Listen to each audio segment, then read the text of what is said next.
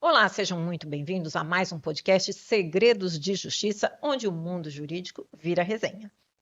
Nosso convidado de hoje queria ser jogador de futebol. Aí largou o futebol e foi fazer faculdade de Direito.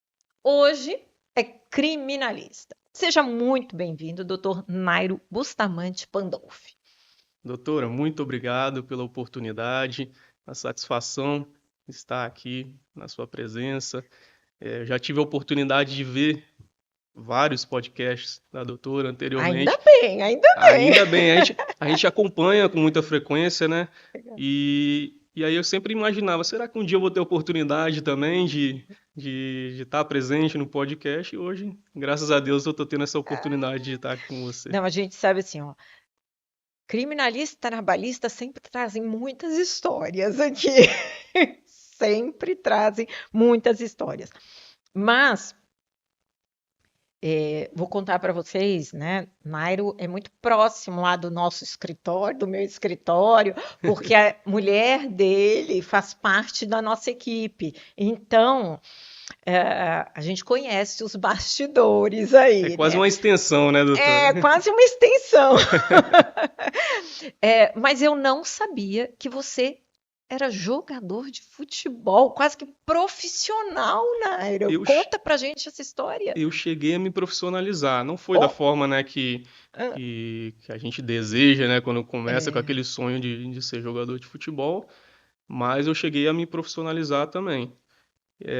Foi desde muito novo. Eu tive a oportunidade de sair com 11 anos de idade, que eu fui para o Rio de Janeiro, fiquei um período no Vasco da Gama. Depois fui para o Cruzeiro também. Aos 11 anos? Aos 11 anos. Aí você pensa assim, como que você o pai... é do interior do Espírito Santo. Do interior, sou de Linhares. Uhum. Como que você pensa, como que um pai deixa uma criança, né? 11 anos é uma criança. É uma criança. Se você parar para pensar hoje em dia, uma criança de 11 anos saindo para o Rio de Janeiro, só que eu fiquei com uma família lá. Eu não poderia ficar dentro de um alojamento, não tinha essa possibilidade. Então eu fiquei com uma família lá, como se fosse adotado mesmo, e tive essa oportunidade, a primeira, né, no Vasco da Gama. Depois fui para Belo Horizonte também, fiquei no Cruzeiro, e por último eu fiquei no Atlético Paranaense. Nossa. Que ali foi uma maravilha. Primeiro, você morar em Curitiba, né, o clima já é totalmente diferente, a cidade é muito desenvolvida. Você já tinha que idade nessa época? Nessa época eu tinha 17 para 18 anos no Atlético. E foi maravilhoso. Tinha um problema sempre da distância, né? Que esse é um empecilho muito grande. Mas, assim, a gente, quando tem esse sonho, né, desde criança, a gente tenta, de alguma forma, superar, né, esses limites. Então, assim, eu tive esse sonho, né, de ser jogador profissional de futebol. Tive a oportunidade de passar por grandes clubes, né? Mesmo que na categoria de base.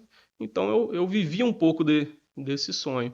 Desde criança tive que ter uma disciplina acima da média, né? Você acaba perdendo muito a adolescência, isso aí é inevitável. Mas, assim, foi um período muito bom que da minha vida. Assim, deu para aproveitar muito também. O que você aprendeu de tudo isso? O que você trouxe do futebol para sua vida profissional, pessoal? Então, isso é um ponto interessante, porque no esporte a gente tem que ter uma disciplina um pouco acima, eu acredito, do que das outras profissões. Porque além de você, dentro do treinamento ali, ter que se dedicar, existe o extracampo. Quando você sai do treinamento, você ainda continua sendo um atleta. Você tem que se alimentar adequadamente, tem que descansar. Então, tudo isso conta no seu progresso, né? Então, você tem que ser muito disciplinado. E isso eu, alinhando com a profissão da advocacia, eu falo que eu sou uma pessoa extremamente disciplinada. Porque na advocacia a gente sabe, se você não tiver uma organização ali no concurso público também, da mesma forma. Se você não for uma pessoa não motivada, né? Disciplinada, porque a motivação acaba, né? Exato, Uma exato. hora, uma hora a gente cansa, mas aí se você tem a disciplina, a organização, você continua. O Então, disciplinado, mesmo desmotivado, faz o que tem que ser feito. exatamente. A organização ali do dia a dia. Então, o futebol ele me proporcionou isso. Essa Bacana. disciplina desde muito novo. E isso me ajuda, né, no E, dia a dia. e eu acho que o esporte faz isso, traz essa clareza para a gente da necessidade da disciplina, porque às vezes no dia a dia a gente não tem essa clareza, essa visão do longo alcance, né? Do que a disciplina efetivamente nos traz. Exatamente. E o esporte, além dele trazer essa disciplina, ele traz muito a questão do respeito também ao superior, aos outros profissionais.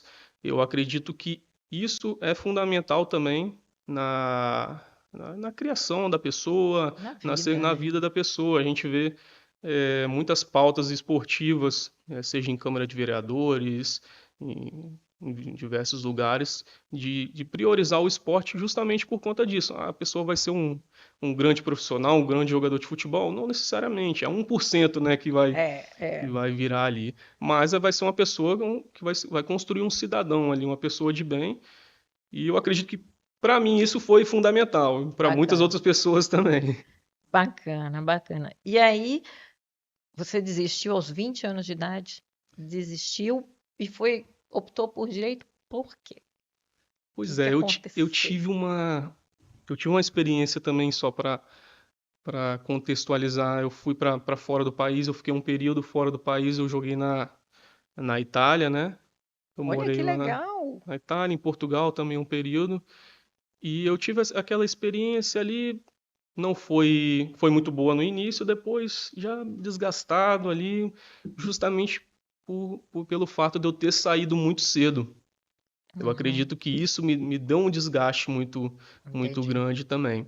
E aí eu voltei para Linhares, conversei com meu pai e tal. Foi um momento difícil, né? Acredito que seja normal até para tomar essa decisão. Só que eu falei, ó, não quero mais jogar futebol. Dá água para mim, não quero mais jogar.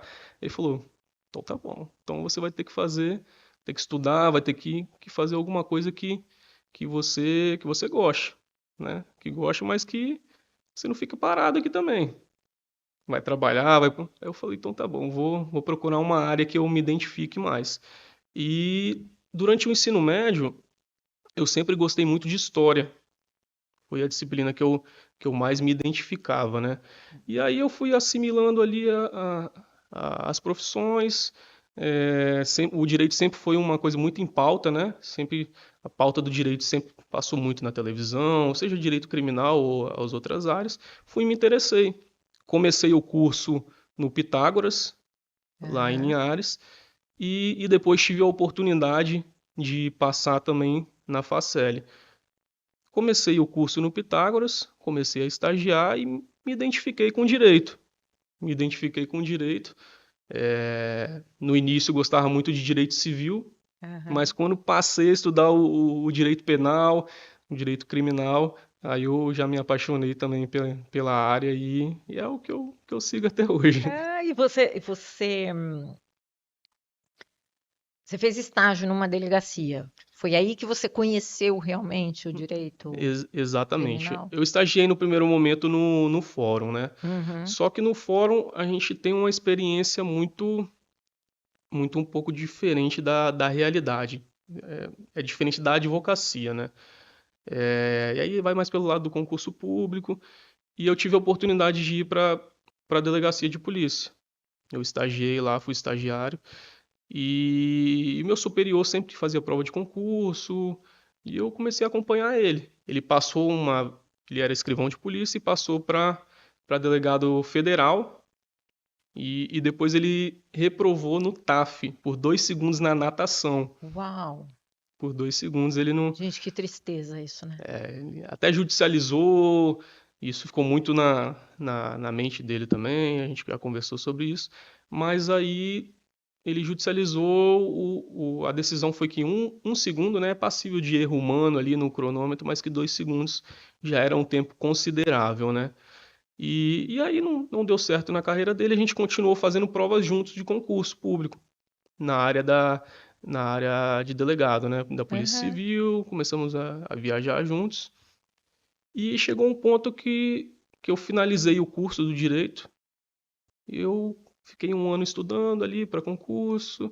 Falei, poxa, eu já fiquei tanto tempo fora, já fiquei minha adolescência toda jogando futebol Vou passar no fora. concurso fora Vou também. ficar fazendo prova de concurso, porque concurseiro tem aquilo, né? Vai para todo lugar. Onde tiver prova, é Amazonas, é Mato Grosso do Sul, tem que ir. É, Não tem muito o que é. escolher. E aí eu coloquei na balança ali, eu já tava com notas boas, né? Assim, para se aproximando ali para talvez passar numa prova de delegado. Falei, quer saber? Eu já acompanhei a advocacia, já tinha uma experiência acompanhando, né? Eu vou tentar. Eu vou tentar na área que eu gosto aqui. E comecei ali, me identifiquei e tá sendo maravilhoso. Ai, É que um desafio, legal. todo dia é um desafio, né? Apesar de pouco tempo, a advocacia criminal não é fácil. E na época do seu estágio, ainda na delegacia, tem alguma história assim que te marcou, que você falou, não, poxa, é isso aí? Ou que te emocionou, ou algo que realmente tenha feito alguma diferença para você? Então, na delegacia de polícia, nós que estamos aqui fora, a gente não tem noção do tanto de crime, né, que é É. cometido diariamente. Esse é um ponto que me impressionou muito. De casos específicos, assim, eu vou puxar na memória aqui que aconteceu de violência doméstica, mas a gente não tem noção do tanto de crime que acontece todos os dias. Nossa, Quem está do lado de fora, né? O que é noticiado ali é sempre as notícias vendem muito, né? claro. De homicídio e etc. Mas outros crimes também é muito crime, doutor. Se isso for noticiado, a gente vai achar que está numa outra realidade, né? Mas enfim, eu tive a oportunidade de acompanhar um caso numa situação de violência doméstica de um filho contra a mãe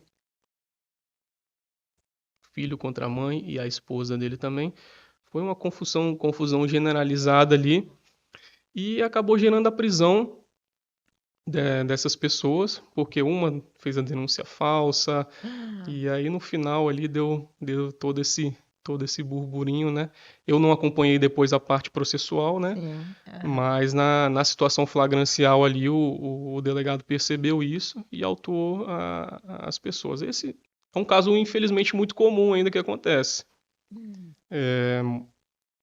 E a gente precisa falar Que também acontece, você diz, da violência da violência ou da e, denúncia e da falsa. denúncia falsa também. Da violência e da denúncia falsa. Infelizmente, Ou seja, acontece já não muitas vezes. bastasse o crime em si, a É, violência, né? E ainda tem infelizmente. a denúncia É, falsa. A gente sempre é importante falar isso também da questão da Lei Maria da Penha, é uma lei extremamente necessária, muito Sim, importante, sim. mas infelizmente existem pessoas que ainda usam ela para o mal, se aproveitam dessa situação para conseguir algum benefício, se vingar de alguma pessoa. Infelizmente essa ainda é uma realidade, Puxa. mas é uma coisa que tem que ser melhorada, hein? Não tem Não, como. claro. É uma lei nova ainda, mesmo que tenha 20 anos, né? Vai completar 20 anos É, agora, que é de é. 2006. Mas a gente tem que repensar algumas situações que, infelizmente, não está no controle da polícia também, né? Muitas vezes fazer essa diferenciação. E aí que entram aí as técnicas, ou o feeling dos delegados, do escrivão, Exatamente. de identificar Exatamente. a veracidade, Porque né? muitas vezes a gente acredita que a polícia ali, ela só quer indiciar a pessoa, só que a experiência do delegado de polícia, do investigador, do escrivão, ele vai percebendo ali, e fala, olha, essa história O que que não tem se de sustenta errado, né? muito, não se sustenta. E aí muitas vezes não vai gerar a prisão da pessoa, vai gerar uma investigação e ela pode ser responsabilizada depois, É. infelizmente.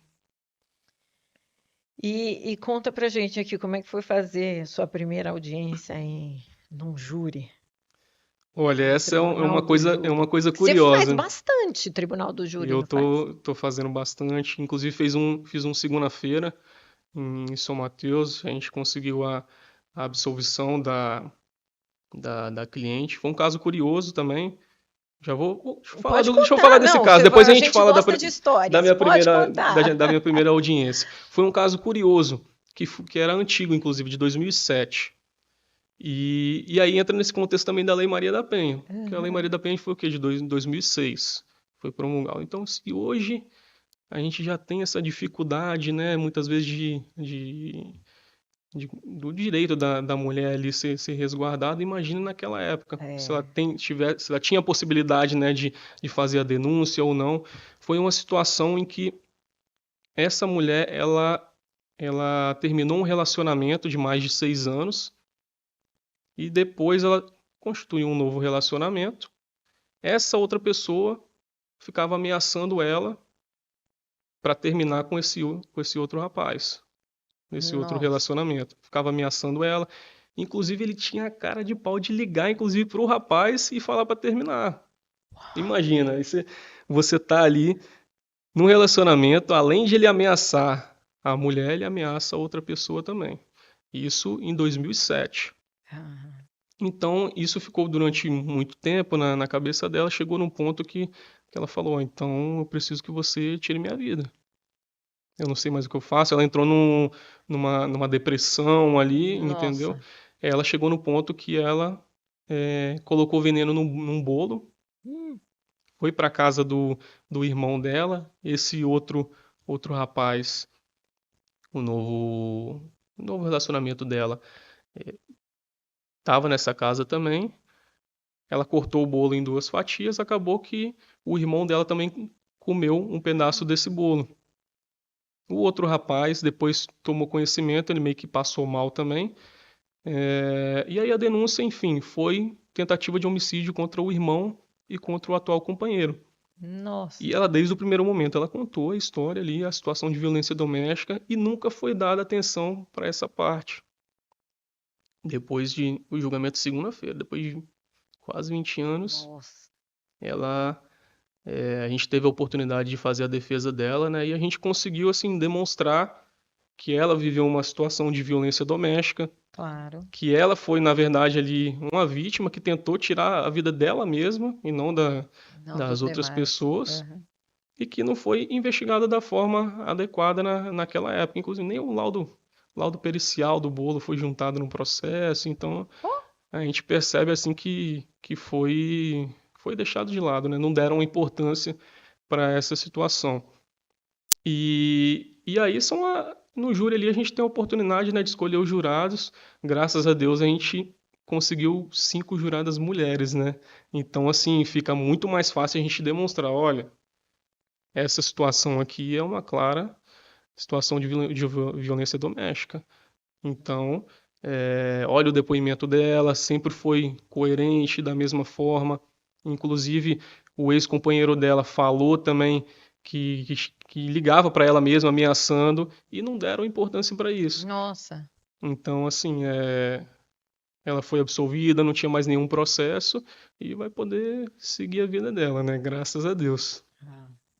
Agora conta aí do Tribunal do Júri, a Vamos primeira. lá, essa é uma história muito curiosa. Geralmente a pessoa ela fica muito no começo da advocacia, né? Poxa, eu vou fazer minha primeira audiência, É, claro. fica nervosa, né? É, Fica nervosa. lógico. Inclusive, eu estando aqui em todos os ambientes que eu vou falar para o público, assim, ainda hoje eu fico nervoso. Não tem jeito. Mas é uma coisa que eu sempre trabalhei e tem que forçar, né? Não tem Claro, jeito. claro. Advogado que não fala não. Mas o nervosismo é bom. Ele é bom, nos impulsiona a É fazer porque é alguma também. coisa boa, né? É, Então, eu assim, acho que chega um ponto que assim, deixa de ser nervosismo e passa a ser uma certa ansiedade daquele isso. momento, né?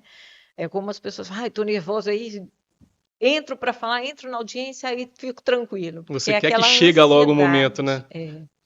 E Mas aí, imagino que o primeiro tribunal do júri deve ser um meu Deus do céu, nervoso eu nem dormi diferente, direito. né? Nem dormi direito. E aí, essa curiosidade é muito interessante, que eu nunca tinha feito nenhuma audiência. E eu tive a oportunidade de fazer uma sessão plenária do júri. Minha primeira audiência, Então, sua então, primeira audiência foi, foi um tribunal do foi júri. uma sessão plenária do júri. E aí eu, juntamente com um outro colega, né, eu falei, cara, deixa eu estudar esse processo aqui. Ele falou, cara, vai dar certo. Eu li o processo, eu falei, a primeira vez que a gente lê o processo, a gente fala, rapaz, não sei se vai dar certo, não. Aí você começa a ler de novo, então eu falo, eu acho que dá pra ir pra essa linha aqui. E aí a gente foi. Eu falo que no dia anterior eu não dormi direito. Eu não dormi direito. Porque você nunca fez uma audiência. E aí você tem que falar diante de 7 jurados ali, que eu acredito que é muito mais difícil você convencer as É, 7 pessoas do que você falar tecnicamente para um magistrado. sim. E aí a gente fez a sustentação, fomos muito bem. O promotor de justiça também foi muito bem na exposição dele. E aí, no intervalo, antes do promotor vir a réplica, a gente tinha conversado com o réu antes, a gente viu ele encontrando com a esposa dele e com os 2 filhos dele, acho que tinha 3 e 4 anos. E aí a gente viu de longe assim, o promotor viu também. Aí eu falei com o meu colega advogado, eu falei, cara, que responsabilidade, hein? Porque ele não tinha mais nenhum processo, era o único processo dele que ele era suspeito. E aí o promotor acabou que não veio a réplica também. Eu não sei se ele vendo aquilo tocou ele também, não vou mencionar o nome dele aqui até para Uhum, preservar, não, claro. mas eu acredito que pode ter acontecido isso também. E aí ao final ele foi absolvido e aquilo foi maravilhoso, foi emocionante, porque tinha uma responsabilidade já, né, de você fazer a primeira audiência foi um tribunal do júri, e quando você vê também o réu ali com a família, 2 filhos, tem um peso grande. É. Você se emociona com seus clientes?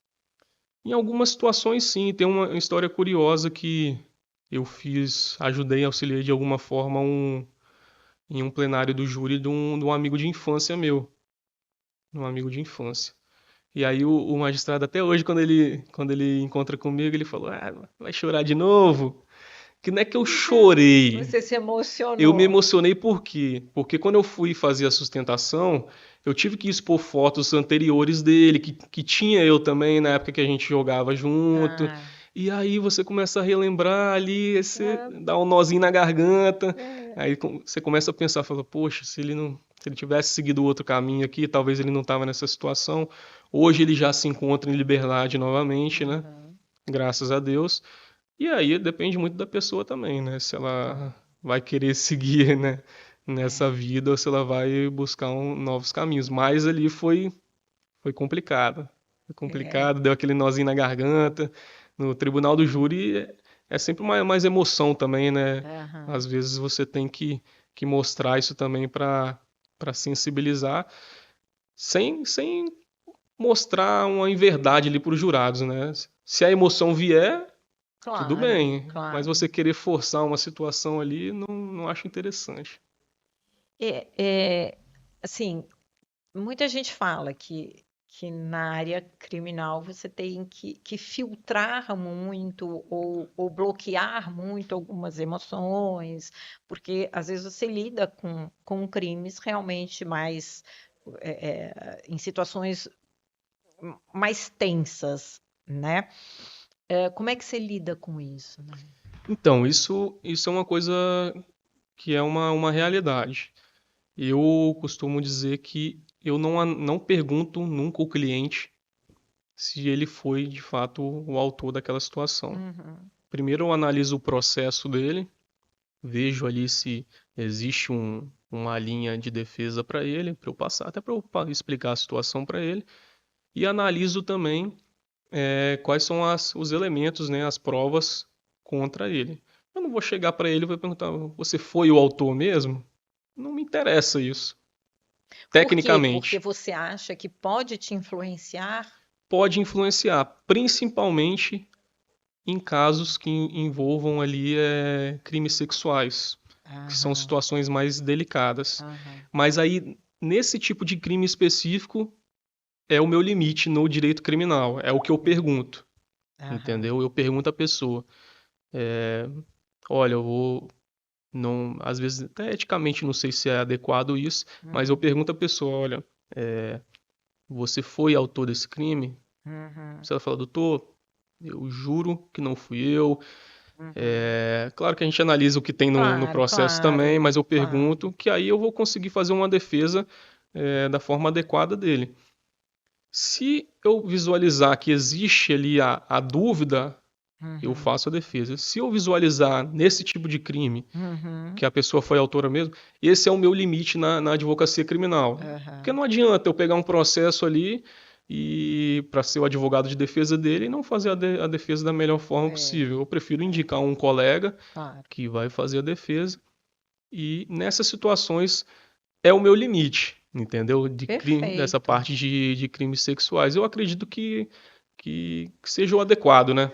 Eu acho, né, que assim, a gente tem que ter conforto para advogar. Você tem que se sentir bem para fazer de forma adequada e bem feito o que se faz. Exatamente. E eu acho que são valores, são limites que a gente tem que se colocar. Perfeito, Já perfeito. teve algumas situações, por exemplo, é, envolvendo, que é muito comum, né? A importunação sexual. Aham. Infelizmente é um crime que é muito comum. E aí é uma prova que é muito difícil de ser produzida, porque prevalece o que? A palavra da vítima, porque muitas vezes esses crimes são cometidos às obscuras, né? E aí muitas vezes a pessoa ali, pelo contexto ali, você vê que existe uma linha de defesa. Hum, E aí nessas situações você atua tecnicamente ali, entendeu? Mas algumas situações eu acredito que a defesa não vai ser feita da melhor forma. Porque a gente justamente o que a doutora mencionou. Você tem que se tem sentir que ser. bem É, para você fazer a claro. defesa da forma adequada também para o cliente, né? Dar um retorno para ele. Quem mais te contrata? A família ou... Olha, é uma coisa curiosa essa. Você me. Porque vários criminalistas chegam e falam, não, é a família que vem me procurar, Eu acredito que porque o seja indivíduo já mais. está preso ou alguma coisa assim. O que que acontece? Isso é interessante também. A família entra em contato com mais frequência Aham, e ela fala assim: olha, eu vou te pagar o valor da diligência para você ir lá conversar com meu aham, esposo, com meu filho, explicar a situação do processo dele. E aí, ele assinando a procuração com você, a gente vai acertar o valor dos honorários, né? aham. Então, fazendo uma análise aqui, Quem mais te procura, então, quem é a mais procura família. são os São os familiares. Às vezes familiares. a gente chega na penitenciária, tem um cliente. Tem um cliente seu que muitas vezes é antigo lá, um cliente fiel, ele acaba Aham. indicando outras pessoas para você também, que estão numa É, situação que dá para fazer a defesa. Ou é para coisa, um. meu advogado resolveu o problema, vai Isso resolver o aí. seu também. Às vezes a pessoa. É uma coisa curiosa, às vezes a pessoa tem 3 processos lá, você resolveu um processo dela. Você fala, opa, meu advogado é o cara.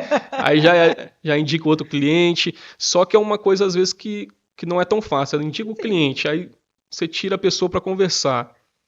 Aí ele passa o número do familiar. Você liga pro familiar, mas ele já pediu um outro advogado para conversar comigo aqui. Então no meio criminal ainda tem essa situação que não é muito bacana, Aham, entendeu? sim. Mas muitas vezes É, no início da advocacia, se você não tem muitos clientes, você tem que fazer isso. Não tem jeito. e conta pra gente essa história do pão. História do pão é uma história curiosa. Foi no início da minha advocacia. Há quantos anos você está formado? Tem 3 para 4 anos. 4 anos de formado e Aham, na advocacia são 3 anos. Aí você fala assim, aham. são 3 anos. Mas foram Você três trabalha anos, muito na área. foram Você trabalha 3 anos muito. muito intensos, eu falo, na advocacia. Aham. A advocacia criminal, infelizmente, é normal isso, né? A gente tem muito mais resultados negativos, né, do que positivos, mas os positivos a gente ajudou muitas pessoas também que foram Uhum. acusadas injustamente. Mas essa história do pão foi uma das mais engraçadas É. que tem até hoje. Porque eu tive um cliente, esse é o primeiro ponto, um cliente com nanismo, e aí quando a família contatou, a gente foi na penitenciária, eu cheguei lá e você senta lá no parlatório, tá aguardando a pessoa. E aí tem um relevozinho, né? Tem um degrauzinho. E aí quando você ali olhando, ouvindo, né, o barulho da corrente, tic, tic, tic, tic. Falei, ai, cadê esse? Não vai chegar, não? Aí quando eu vejo ele subindo assim com o pezinho, eu falei, cara, não acredito. Aí eu já comecei a conversar com ele e ele foi e contratou o nosso serviço. A gente estava conseguindo resolver a situação dele e eventualmente a gente retorna ao presídio para falar a situação processual, como que tá. E esse rapaz, ele me fez a proeza de fazer uma aposta Ah, dentro do sistema. Ele apostou que com outro colega que na semana seguinte o advogado dele retornaria no presídio para conversar com ele. Simples assim. ele Apostou apostou que você voltaria na semana que na seguinte. semana seguinte eu ia voltar para conversar com ele. Porque não necessariamente a gente vai toda semana, né? Às vezes não Sim, tem necessidade, não tem o que claro. fazer lá. É. Só para atualizar alguma situação.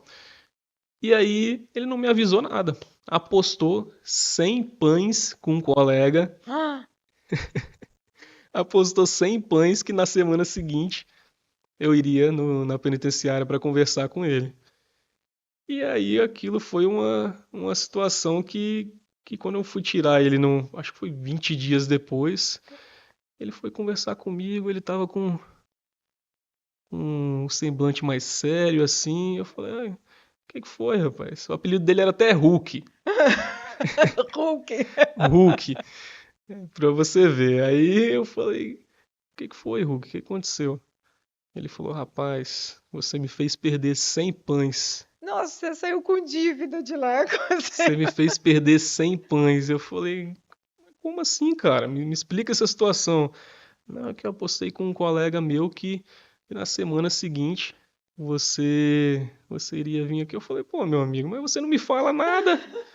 Na semana anterior, você esteve comigo. Se você me falasse que ia combinar alguma coisa, você tinha que me avisar.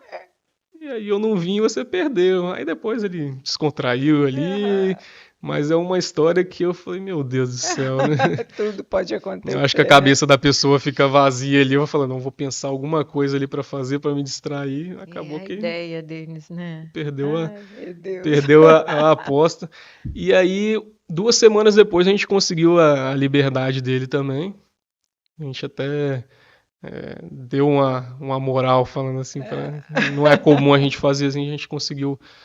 Não tinha condições, né? A gente pagou a passagem dele para voltar para a cidade dele também. É. A gente não estava com contato com a família naquele momento, mas depois foi restituído também.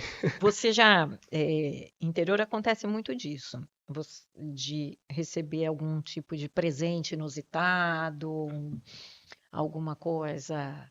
é, Interior a gente sempre tem, ganha de clientes, mamão, banana, queijos e tudo mais. Já recebeu alguma coisa Olha, eu diferente? já recebi uma coisa diferente, mas não foi de mamão, essas Aham, situações assim.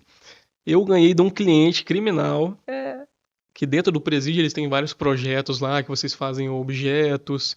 Ele é. entregou um boneco de sabão. Eles fazem uns bonecos de sabão. Olha! E aí um boneco bonito, ele foi, coitado, na maior humildade ali, ele saiu do sistema, ele entregou esse boneco pra gente. Que legal. E ele falou, doutor, eu sei que não é nada demais, só que durante esse período que a gente estava dentro do sistema ali, eu fiz essa situação que eu ia dar para, eu fiz esse boneco, né, que eu ia dar para minha família, mas eu tô dando aqui para você como um símbolo de agradecimento pela atenção. E aí eu achei aquilo curioso. No primeiro momento a gente fala assim, pô, tá de brincadeira, tá me dando um boneco de sabão, mas depois a gente para pensar e se fala assim, poxa, a pessoa tá lá dentro, por mais que ela tenha um tempo assim para repensar nos atos, ela é, teve um tempo para fazer aquele boneco para a família dela e acabou dando pra gente ali, a gente acaba refletindo um pouco sobre essa situação. Mas de objetos assim, de mamão, galinha, eu não tive ainda Ainda a essa oportunidade oportunidade. de Já me ganhar. ofereceram um cliente para ir no estabelecimento dela para que vai fazer uma porção de peixe, que é mais Oh. no pé próximo da praia. Eu falei, olha que eu vou, hein? É. Olha que eu vou. Mas na hora você tocou um ponto. É, eu acho que o advogado criminalista, eu nunca fiz criminal, mas eu imagino que chega num determinado momento que a ficha cai de que você está lidando com a liberdade da pessoa, né? É uma Uma, coisa muito séria, né? é, Eu costumo falar que depois do direito à vida, né, a liberdade é o direito mais precioso, exato, porque a gente lida com as pessoas privadas de liberdade e eu trato isso com muita seriedade. claro, Em qual claro. sentido? A gente sabe que alguns profissionais acabam prometendo coisas que não dependem dele. Advogado é uma profissão de meio. Exato. Isso eu aprendi desde o do começo. E principalmente o advogado criminal. Como que você vai prometer que você vai conseguir a liberdade num cliente? Sendo que existe o limbo, né, do Ministério Público para analisar a situação, existe o magistrado, né, que vai analisar aquela situação também. Então você não pode vender uma falsa sensação para a família para conseguir obter É, um ganho financeiro, né? Então eu trato isso com muita seriedade e inclusive é muito perigoso, né? Você, claro, você lidar promete. com essas situações, porque não necessariamente a pessoa vai ser um criminoso habitual, mas a gente lida também com criminosos habituais. Claro. Então você vai prometer uma coisa para uma pessoa que É, você não consegue cumprir. Então, é, a gente precisa ter esse cuidado na advocacia criminal para não correr risco e para eticamente é muito feio, né, doutora, quando a é, gente trata os clientes e tratam as situações visando tão somente o ganho financeiro, porque o objetivo maior é o ganho financeiro sim, sim, todo mundo trabalha para para sobreviver, para sobreviver, ganhar, para construir o para seu construir. patrimônio e tudo mais. Isso é fato. Mas a gente tem que ter muita responsabilidade, eu acho que é a palavra, Certo, né? exatamente. Nairo, agora a gente entra num momento de um bate-pronto. Eu Vamos falo lá. e você me diz o que vem à sua cabeça. Justiça é? Justiça é lealdade. Tudo bem. Audiência presencial ou virtual? Virtual. Virtual? Virtual. O conforto da audiência virtual é muito bom. Olha, eu achei que você fosse falar presencial, porque criminalista. É, e aí a gente pode fazer a diferenciação. Então, o É, tribunal do júri não não, não tem tem como. como ser de Claro, forma online. Mas a audiência em si é eu virtual. gosto da audiência virtual. Isso possibilita a gente estar em outro ambiente e conseguir fazer também viajar e fazer audiência. Não, facilita muito. Eu também acho que virtual. Um livro que te marcou. O Sol é para Todos. Foi Uau! um dos primeiros livros que eu li. Inclusive, já usei algumas citações dele no Tribunal do Júri, inclusive. Não me recordo o autor, Aham, mas é um livro que eu gostei muito de ler. bacana. Um filme. Um filme, eu não sou muito de ver Não? filmes, sendo bem sincero. Eu sou mais de Então vamos ver facilitar. Um time de futebol. São Paulo. Sou tricolor. É Ninguém mesmo? consegue explicar isso, Ah, porque meu pai é vascaíno. ah. Meu padrinho, flamenguista. Então, na minha infância ficou Um querendo trazer para um lado, o outro para o outro. Minha esposa é vascaína. E aqui no Espírito Santo tem essa curiosidade, né? Que existe muito vascaíno, muito flamenguista. É muito time do Rio, né? E isso. Daqui. Acho que é pela proximidade também. Sim. E aí eu escolho São Paulo. Ah, Mas é porque na época em que eu tava nesse limbo ali, Vasco, Flamengo, o São Paulo era um clube que tava ganhando tudo. 2005, 2006, foi na época que foi campeão brasileiro, campeão mundial. Então eu falei, eu quero ser São Paulo. É o que acontece hoje, as crianças, né? O Atlético, muita gente virou torcedor do Atlético Mineiro. porque... Quando ganhou a Libertadores, ganhou É. o Campeonato Brasileiro, na época do Ronaldinho, Flamengo, hoje o Flamengo tá em alta. Eu sou santista. E meu pai é São Paulino. Mas daqui diz assim, São Paulino mesmo. São Paulino doente, né? É. O que mais te irrita num processo? E aí eu vou trazer o outro lado, a deslealdade processual. Que a gente observa algumas situações que não existem no processo e a pessoa tenta trazer aquela linha justamente para prejudicar a pessoa. Da mesma forma que a defesa tem que atuar de forma leal ali, seguindo a legislação, eu acredito que todos os componentes de todas as partes têm que atuar dessa forma. Infelizmente, às vezes não acontece, né? Direito nas redes sociais? Fundamental. Hoje em dia, quem não usa rede social, doutora, fica para trás, infelizmente. Se não fosse advogado, seria? Se eu não fosse advogado, interessante. Jogador não posso falar. Que eu tentei também, não.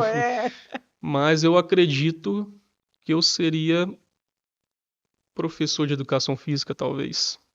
Uma área que se assemelha com o esporte. Bacana.